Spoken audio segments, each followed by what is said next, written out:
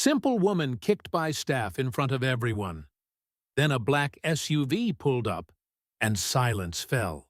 She walked into the store like any other customer. No one knew her name. No one cared to ask. Within minutes, she was humiliated and pushed out the door. But what they didn't know was that the woman in sweatpants held the future of their careers in her quiet, steady hands. This is a true story of appearances, arrogance, and the kind of power that doesn't need to be shouted to be heard. Set against the glittering backdrop of Rodeo Drive, this tale isn't about wealth. It's about character. It began with the sound of the doorbell, a soft chime designed not to disturb, only to notify. The kind of sound you'd hear in temples of wealth. Clea Matthews stepped inside, her hands empty, her expression calm. She wore a loose cotton t-shirt, old running shoes, and dark gray sweatpants. No makeup. Her blonde hair was tied in a simple knot at the back of her head. To most people, she looked like someone running errands. To the two women behind the counter, she looked like someone who had walked into the wrong store. "Good afternoon," Claire said. The first woman, early 30s, perfect manicure, heels clicking behind the glass display, did not answer. She turned her head slightly, then gave a quick glance at Claire's clothes. Her name tag read, Elena. The smile she forced was tight. "Yes?" Elena asked. Claire looked past her at a display near the back. 3 vintage watches under a thick glass dome. "I'd like to take a look at those watches, please," she said. Elena didn't move. "Those are vintage Genève, hand-restored. One of them is platinum. They're not really for casual browsing." Claire didn't flinch. "I'm not browsing. I'm looking for a gift. For my husband." From a door behind the counter, another figure emerged. A man, tall, neatly dressed, with sharp features and an air of authority. The name stitched to his suit pocket read, Marcus. He stepped forward. "Can I help you?"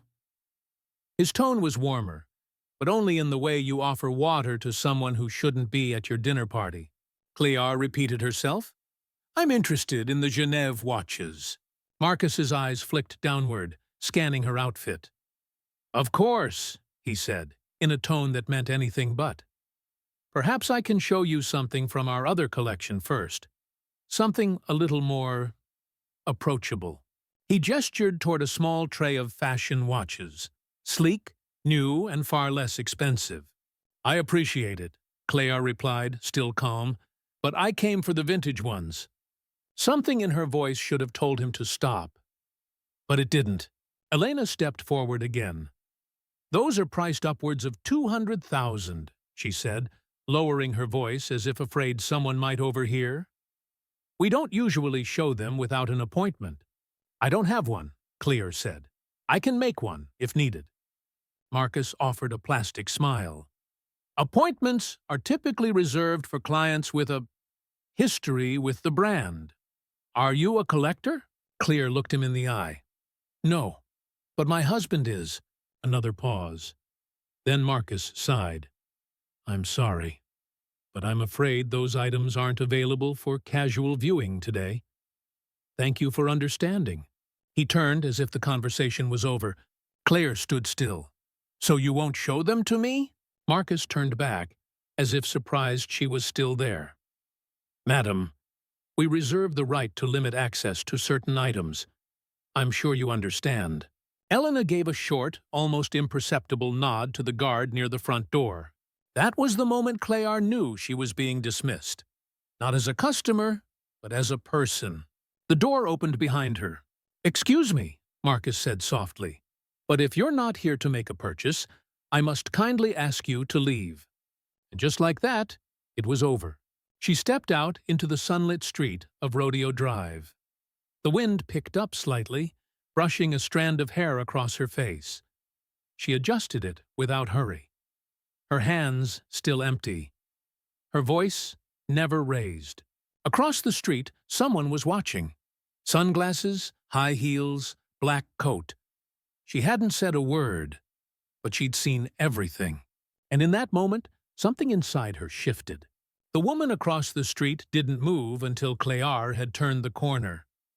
She'd been watching from the edge of a boutique awning, half hidden behind a rack of designer coats she had no intention of buying. Her name was Liana Verez. If you knew television, you knew her. If you didn't, you'd still notice her. She had that kind of face, carefully made, effortlessly expressive. But that day, she wasn't wearing a red carpet. Just jeans, sunglasses, and a black trench coat. She'd slipped out for a quiet hour between meetings. She'd seen the way the staff had looked at the woman, seen the moment the smile dropped and the subtle switch flipped, from selling to shutting down. And she'd seen the woman's calm refusal to be pulled into drama. No shouting, no tears, just quiet, chilling dignity. Liana respected that. She waited a few more seconds before crossing the street. As she passed in front of the boutique, she paused deliberately, looking inside. Elena was laughing at something Marcus had just said. The guard had returned to his position near the door. Liana pushed open the glass door. The staff straightened immediately.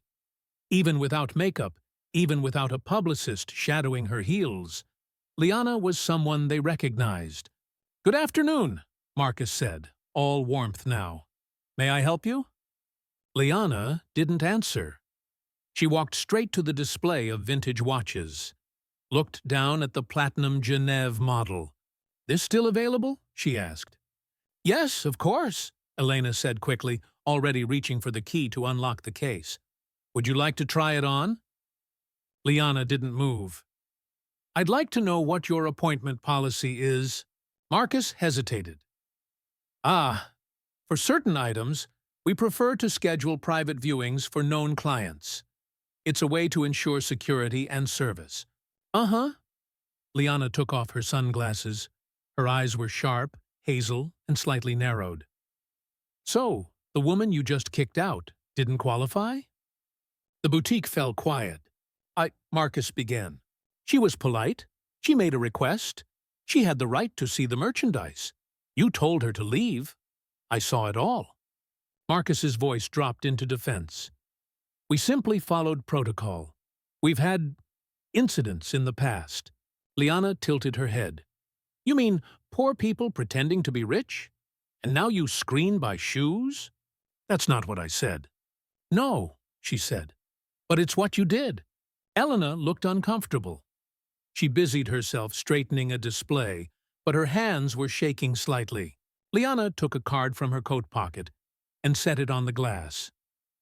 "Tell your manager's manager to expect a call. That woman you mistreated, she's not going to complain. She has class, but I'm not her." She gave them a look that belonged on a courtroom drama, the kind of gaze that made audiences sit straighter in their living rooms. Then she turned and walked out. Outside, she pulled out her phone and opened a contact labeled RM, Direct. She typed, "Robert, your wife just got treated like dirt at Lucien's on rodeo. No idea if you care, but you should. I saw the whole thing." She hovered for a moment, then added, "She handled it better than I would have." Grace under fire. She hit send. The reply came exactly 90 seconds later. Just 4 words. "Where is she now?" 2 blocks away, Claire sat at a quiet cafe, sipping herbal tea. Her phone buzzed. One glance, and she smiled. No drama. No lecture. Just, "You okay?" she typed back. "I'm fine. Just made someone's worst customer list." Another buzz. "You sure? Want me to take care of it?" Claire stared at the screen for a moment, then typed, "Up to you. I'm not mad. Just sad people still judge like that." Robert didn't answer right away. When he did, it was only, "I'll meet you in an hour." She took another sip of tea and looked out at the passing cars. She hadn't told him what happened. He'd already heard. And she knew what that meant. She closed her eyes briefly. Not out of fatigue, but because she could already feel the tide turning. The black car pulled up to the curb in complete silence. No engine growl, no chauffeur opening the door. Just the subtle mechanical sigh of doors unlocking.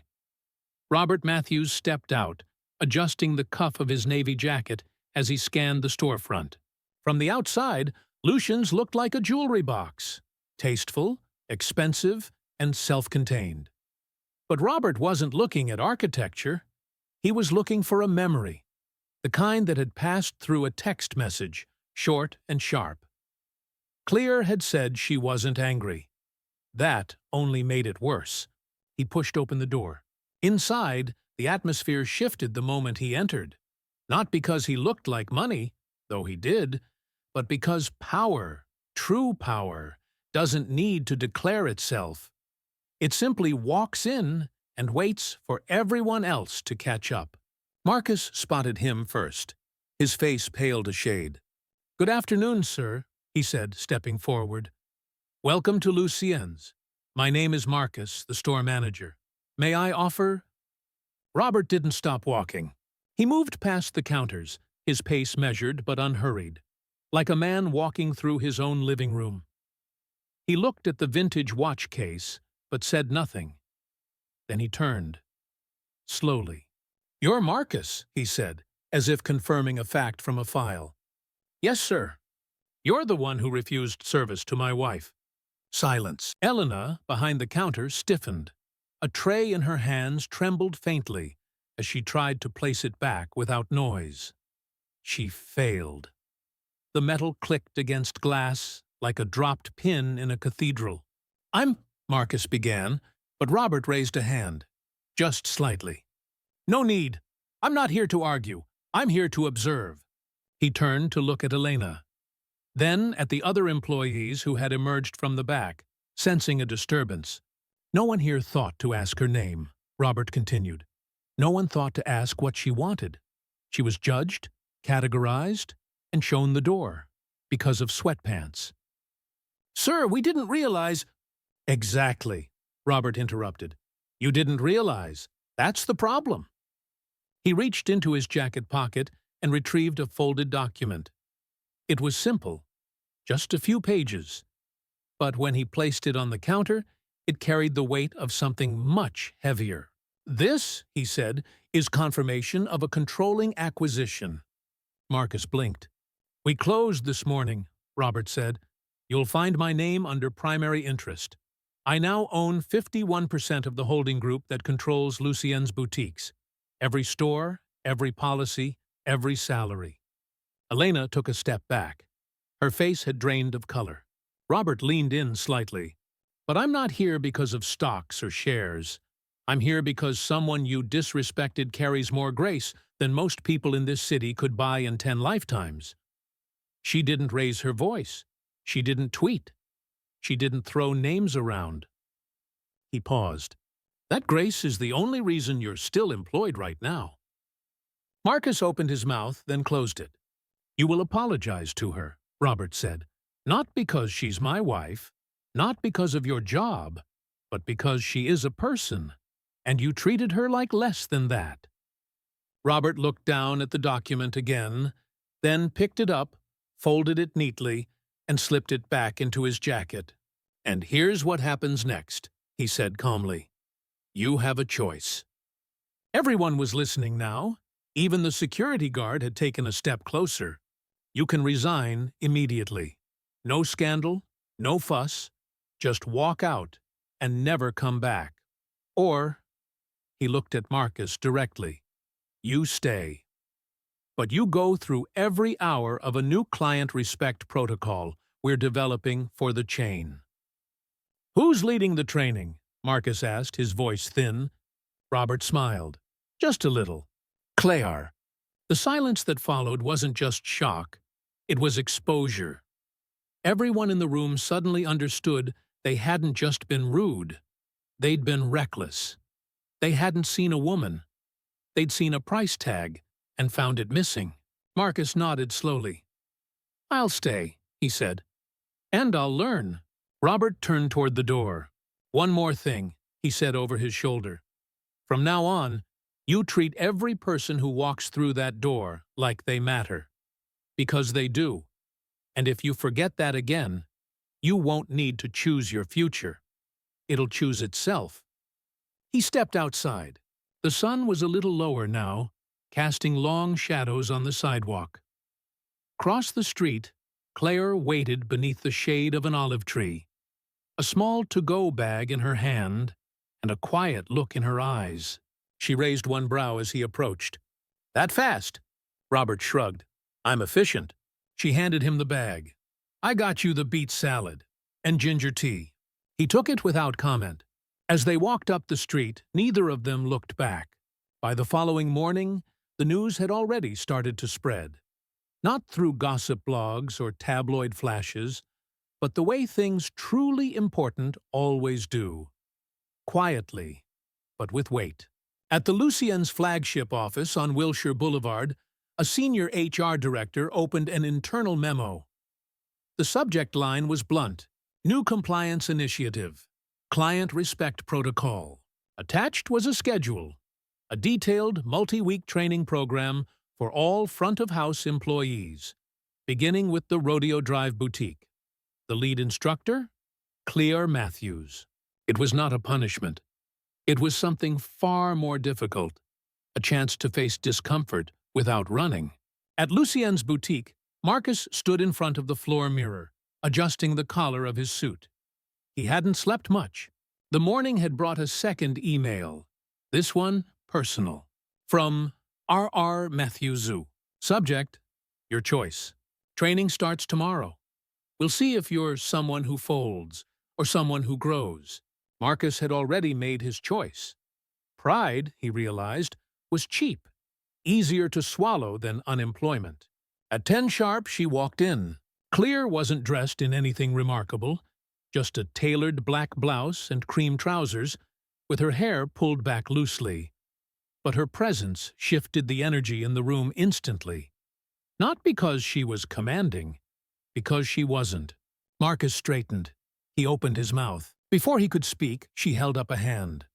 "This isn't about apology," she said. "You've already given that. This is about understanding what you didn't see." She gestured for the staff to gather near the consultation table. A few looked nervous, others embarrassed. No one dared speak. She began with a simple question. "What was the first thing you noticed about me that day?" Silence. Marcus looked down. Elena cleared her throat. "Your clothes," she said quietly. Claire nodded. "Why?" "Because they didn't match the store, or what we thought someone looking at those watches would wear." "That's honest," Claire said. "It's also the problem." She walked to the glass case and tapped the surface lightly. That platinum Genève watch was made in 1963. It survived war, ownership changes, a flood, and 2 full rebuilds. That watch didn't get here because of how it looked. It got here because of what it's been through. A pause. "People are like that too." She let the words hang for a moment. Then, slowly, she took a seat. For the next hour, she didn't talk about herself. She talked about people. The elderly woman who saved for 10 years to buy her late husband's favorite cologne from Lucien's. The shy teenager who walked in asking about cufflinks because he wanted to impress his father. The small, tired man in work boots who bought a scarf to remind his wife of Paris. They didn't look rich, Claire said, but they were carrying something far more valuable. Memory, intention, love. She looked at Marcus. "You didn't see any of that in me, and that's fine. You're human. But you're also in a position of influence. Every time you choose to lead with judgment, someone else loses something invisible." Marcus met her gaze, this time without defense. "I was wrong," he said. "I know that now, and I'll earn whatever it takes to do better." Claire didn't smile. She didn't need to. "Good," she said. "Then we'll begin with listening." That afternoon, Robert joined her after the first session. "How'd it go?" he asked as they sat in the shaded courtyard behind the boutique. Claire looked tired, but not drained. Better than I expected, she said. Worse than it should have been. Marcus? Learning. It'll take time. Robert handed her a coffee. You didn't have to do this, you know. I could have handled it the old-fashioned way. She looked up at him. And what would that be? Fire them. Hire new staff. Make a public example. Clear took a sip. And what would they have learned? Robert was quiet for a moment. Then he nodded. You're right. They didn't need humiliation, she said. They needed perspective and someone to give it to them. You're good at that. She smiled faintly. It's not a gift. It's a decision. They sat together in the quiet. The work wasn't done. But something had started. Not a punishment, a course correction. For them. And maybe, in time, for the whole chain. As they stood to leave, one of the younger clerks stepped into the courtyard. Her name was Mia, barely 20. New to the job. Nervous but grateful. Mrs. Matthews, she said, I just wanted to say thank you for not walking away. Claire's eyes softened. She placed a hand gently on the girl's arm. You're welcome, she said, but don't thank me with words. Thank me by seeing people. The restaurant wasn't marked by a sign. It didn't need one. Tucked inside a walled garden just off Melrose Place, it was the kind of place where regulars outnumbered newcomers, where phones stayed in pockets, and names weren't spoken loudly. It was where Robert and Claire had gone on their first date, where they had celebrated his first business acquisition, and later in a quiet booth by the jasmine trellis, where he'd slipped a ring onto her finger. They were back now. The same booth, the same jasmine, but the air carried something different tonight. Not celebration, and not tension, just stillness. The kind that comes when something ugly has been faced and reshaped. Robert buttered a piece of bread without looking up. She taught today, he said quietly. The girl, Mia. Claire nodded. I asked her to lead the closing scenario. She was terrified and brilliant. You're changing their culture. I'm not trying to, she said. I'm just trying to remind them they have one. Robert set down his knife. You know, you could have destroyed them, publicly. It would have gone viral. Everyone loves a rich woman in sweatpants story. Claire leaned back. I don't want a headline. I want the next woman who walks into that store, no matter how she's dressed, to be seen. Robert looked at her. You didn't just make a point. You made a path. I didn't do it for them. I know. There was a moment of silence between them, deep but easy. Then Robert reached into his coat pocket and pulled out a small, neatly wrapped box. He set it on the table. She raised an eyebrow. What's this? He shrugged. You went to buy me a watch, and ended up doing my job better than I ever could. Thought I'd return the gesture. She opened it. Inside was the platinum Genève watch. The same one. Its face, modest, elegant. The second hand swept silently, as if it had never been paused. You bought it? She said. I insisted, though I think Marcus was afraid to charge me full price. She smiled, a real one. You should wear it, she said. I want you to. I didn't want a watch. I know, he said, but now it means something different. She ran her finger along the edge of the case, not admiring the object, but the weight behind it. What it had seen, what it now stood for. Robert looked out toward the garden wall, where 2 hummingbirds flitted in the orange light of dusk. You know, he said, in all the deals I've made, I've never seen a return like this. Like what? Teaching people how to be decent. Claire shook her head, but with affection. It shouldn't have to be taught. No, he said, but it does, until people choose it on their own. She looked at him then, and he at her. Between them sat no contracts, no signatures, no cameras. Just a small, ticking reminder of time, and the choice to spend it well. As they stood to leave, Claire glanced at her phone. No messages, no chaos, nothing waiting that couldn't wait. She slid the phone back into her purse, took her husband's hand, and together they walked out, past the hedge into the calm glow of evening, leaving behind the memory of something broken that had been, in its quiet way, made whole.